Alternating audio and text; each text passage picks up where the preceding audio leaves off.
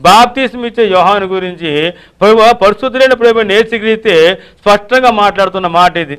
ఏంటా మాటను చూసినట్లయితే అతడు మండుచూ ప్రకాశించుతున్న దీపమై ఉండెను. అంటే బుద్ధిమంతులైన వారు ఎలాగుంటారో తెలుసా? నిత్యము మండుచూ ప్రకాశిస్తున్న దీపమై ఉంటారు. ఎందుకో గమనించబడిన దేవుని పిల్లారా, వారు ఎప్పుడు కూడా వెలిగించబడిన జీవితాలు కలిగి ఉన్నారు. రెండో సూచన పరిశుద్ధాత్మతో వారు నింపబడి ఉన్నారు కాబట్టి వాళ్ళు ఆరిపోయే జీవితం ఉండదు. నిత్యము కూడా వెలుగుతూనే ఉంటారు. ఆ వెలుగుతో అనేకమైన వారిని రక్షిస్తూనే ఉంటారు. చీకటిలో ఉన్నటువంటి వారిని విడుదల చేస్తూనే ఉంటారు. అనేకమైన నశించిపోతున్న ఆత్మల పట్ల భారము కలిగి ఉంటారు. ఎట్టి పరిస్థితుల్లో కూడా వారు చల్లారిపోయే జీవితము వారు ఎంత మాత్రం కూడా ఉండదని దేవుని యొక్క వాక్యం తెలియపరుస్తూనే ఉంది.